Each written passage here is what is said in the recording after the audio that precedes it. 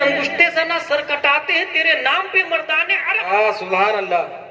آج بھی غلامان مصطفیٰ ہتھیلی میں سر کو لے کے چلتے ہیں. بے شک سبحان اللہ. آج بھی میرے بھائی الحمدللہ العظیم ہماری رگوں میں خالد بن ولید کا خون گردش کرتا ہے. سبحان اللہ. صلاح الدین ایوبی کا خون گردش کرتا ہے. ٹیپو سلطان کا خون گردش کرتا ہے. یہ سب ہمارے روحانی پیشوا ہیں، باپ دادا ہیں. ہم بزدل قوم تھوڑی ہیں. مجدد الفسانی جیل میں ہے، 3 لوگ میدان میں نکل گئے. یا تو آزاد کر ہمارے پیر صاحب کو یا میدان میں آ جا. جہانگیر نے بھی سوچا اچھا موقع ہے، کچل ڈالتے ہیں. فوج کے ساتھ، کرو فر کے ساتھ، گھوڑے نیزے تلوار ڈھال کے ساتھ میدان میں آیا. اور تاریخ ہند نے دیکھا، زمین گواہ ہے، آسمان شہاد ہے، ستارے درخت ریگستان کے ذرات اس بات پر غماز ہیں کہ چند گھنٹوں میں بارود والے نہیں، نیزے والے نہیں، اسلحے والے نہیں، تلوار والے نہیں، پرچیاں والے نہیں، ڈھال والے نہیں، گھوڑے اور ہاتھی والے نہیں، فوج اور لشکر والے نہیں، بلکہ جس نے جنگ کو جیتا ہے وہ اسلام والے تھے، قرآن والے تھے، اخلاق والے تھے، مصطفیٰ کی سنت والے تھے، خواجہ غریب نواز کی محبت والے تھے. سبحان اللہ سبحان اللہ. نعرے تکبیر، نعرے رسالت، نعرے حیدری، عظمت قرآن، عظمت قرآن، نعرے تکبیر، نعرے رسالت. جہانگیر کو گرفتار کر لیا اور ایک خط لکھا مجدد الفسانی کو. حضرت پکڑ لیا میں نے، آپ کہیے تو گردن تحفے میں بھیج دوں. مجدد الفسانی نے خط کا جواب دیا، نہیں، وہ اور قوم ہے جو سیاست کے لیے مرتی ہے، حکومت کے لیے مرتی ہے، کرسی کے لیے مرتی ہے. ہمارے باپ دادا میں امام حسن بھی ہے جو حکومت کو خیرات سمجھ کے امیر معاویہ کے حوالے کر دیتے ہیں. ہمارے آبا و اجداد میں امام حسین بھی ہے کہ شریعت کے تحفظ کے لیے جان بھی دے دیتے ہیں. نہیں چاہیے حکومت جہانگیر کے حوالے کر دو، مگر یہ کہہ دو کہ آئندہ اگر ایک بھی سنت پر آنکھ اٹھا کے دیکھی تو آنکھ کو دماغ سے نکال کے باہر کر دیں گے. حکومت تمہارے حوالے، نظام مصطفیٰ ہمارے حوالے. اور اس طرح مجدد الفسانی نے اکبر کے دین الہی کا جنازہ نکالا. اکبر کے دین کا خاتمہ ہوتا ہے. ہندوستان اگر آپ اس کو غور سے دیکھیں گے 12,69,219 مربع میل میں پھیلا ہوا ہے. کشمیر سے کنیا کماری، کیرلا سے بنگال کی کھاڑی، بلکہ غیر منقسم ہندوستان 712 عیسوی سے لے کر کے 1857 تک، محمد بن قاسم سے لے کر بہادر شاہ ظفر تک. اگر اس سے پہلے کا ہندوستان دیکھیں گے تو لوگوں کو کپڑا ہی پہننا نہیں آ رہا تھا. ہندوستان کی بات کر رہا ہوں، کھانا کھانے کا سلیقہ ہی نہیں تھا اس کا، فلٹر پانی کا سسٹم نہیں تھا اس کے. ننگے رہنے کو پیوس سمجھتے، تقوی، شریف آدمی ہے ننگا رہ رہا ہے. یہ حال ہندوستان کا. کھیتی باڑی کرنے کا طریقہ نہیں ان کے پاس، اسٹرانگ نظام نہیں، جمہوریت کا سسٹم نہیں. ہر طاقتور غریب کو کچل ڈالتا تھا. جو دلت لوگ ہیں، غریب لوگ ہیں اور نچلی ذات والے ہیں، اس میں اگر شادی ہوگی تو دلہن پہلی نائٹ میں پنڈت کے پاس جائے گی. یہ ہندوستان ہے.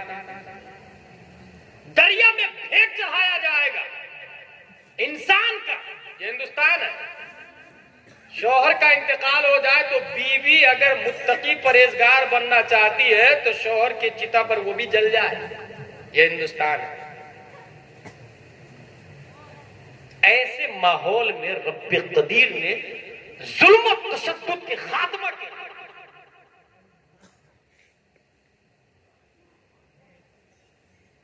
سری لنکا میں بہت سارے مسافر عرب سے آئے ہوئے ہیں تجارت کرنے کی غرض سے. کچھ مردوں کا انتقال ہو گیا تو سری لنکا کے راجا نے ڈیڈ باڈی کو 8 بحری جہاز پر ڈال کر ان کی عورتوں کو، بچوں کو، مال تجارت کو اور تحائف کے ساتھ میں اس کو عرب کی طرف روانہ کر دیا۔ راستے میں سندھ کے راجہ طاہر نے اسے کڈنیپ کر دیا۔ حجاج بن یوسف نے خط لکھا، اور جانتے ہیں حجاج بن یوسف نے کیسے لکھا؟ جس وقت راجہ طاہر ان 8 کشتیوں کو پر قبضہ کر رہا تھا تو اس کشتی میں ایک خاتون ایسی بھی تھی، اس نے چلائی، او حجاج، او حجاج!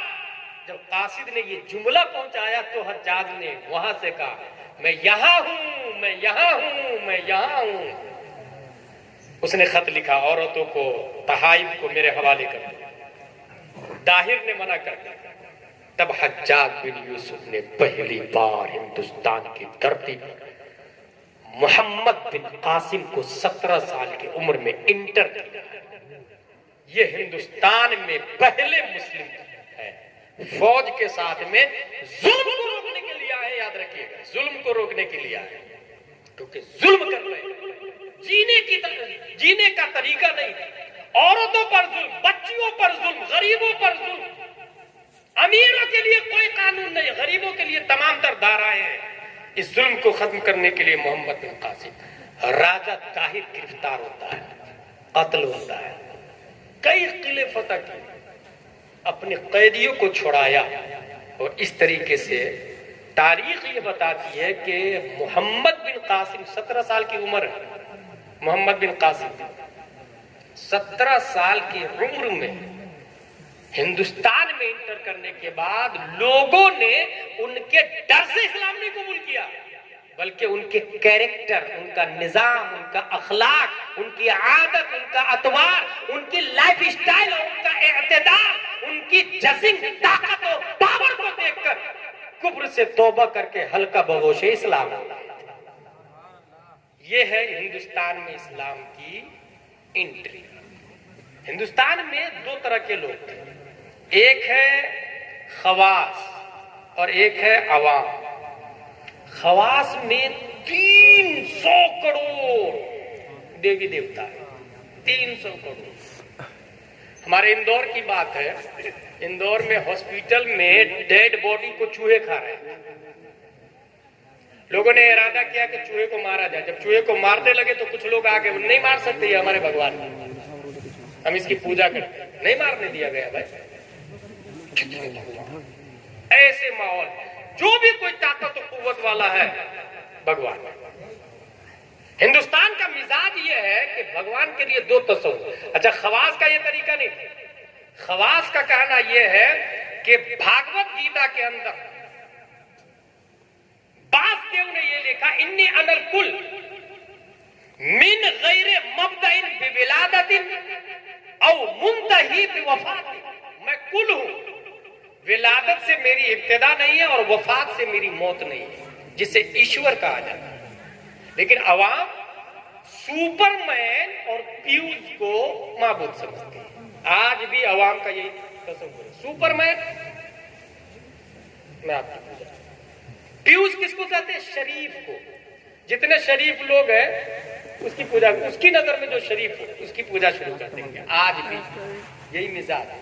جب یہ عقیدہ شباب پر تھا کہ ہر سپر مین کو لوگ خدا سمجھ رہے تھے اور شریف آدمی کو لوگ خدا سمجھ رہے تھے، پروردگار عالم نے 530 ہجری میں ایران کے علاقے سیستان کے ایک گاؤں سنجر ماہ نور ام الخیر کے پیٹ سے، خواجہ غیاث الدین کی پیٹ سے معین الدین خواجہ غریب نواز کو پیدا فرمایا۔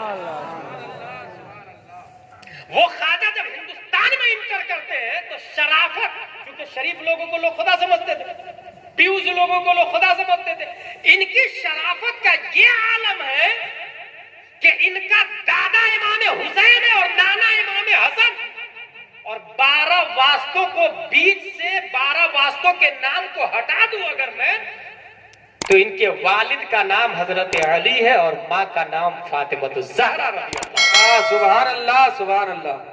اس سے زیادہ شریف کوئی ہو سکتا ہے؟ شریف الطرف ہے، نظیف الطرف ہے، فاطمۃ الزہرا کا دودھ جن کی رگوں میں، حضرت علی کا خون جن کی باڈی میں، اور یہ وہی فاطمۃ الزہرا ہے جن کی شرافت کا یہ عالم ہے کہ مرد تو مرد، چاند اور سورج نے بھی فاطمۃ الزہرا کے چہرہ کو نہیں دیکھا۔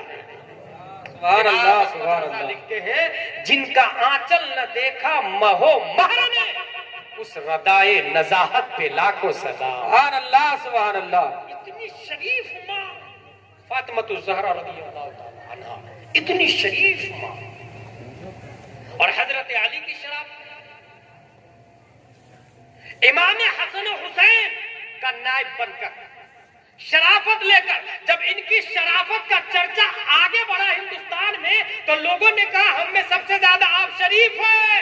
I pray you, we pray you، ہم آپ کی پوجا کرتے ہیں، نحن نعبدک، ہم آپ کی عبادت کریں گے۔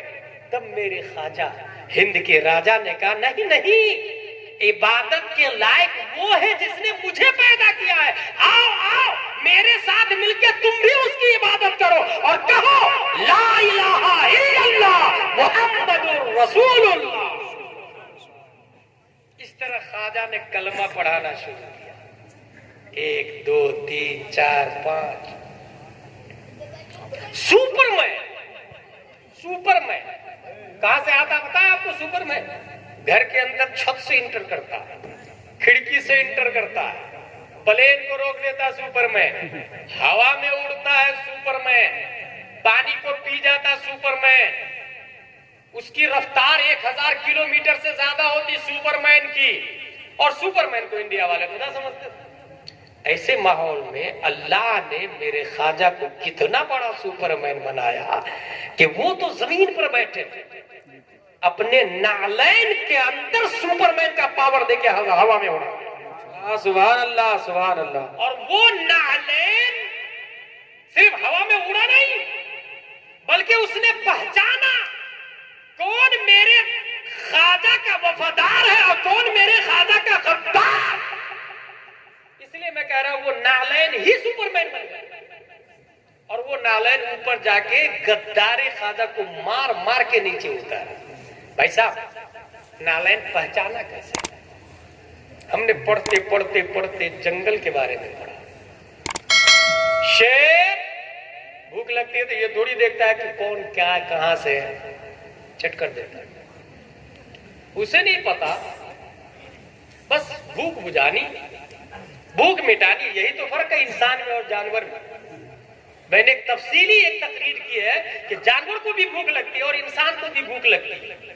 بھوک لگنے میں مین لائک اینیمل، وہ جانور کی طرح، فرق یہ ہے کہ وہ بھوک مٹانے سے پہلے دیکھتے نہیں کہ یہ پاک کھانا ہے کہ ناپاک کھانا ہے، حلال کھانا ہے کہ حرام کھانا ہے۔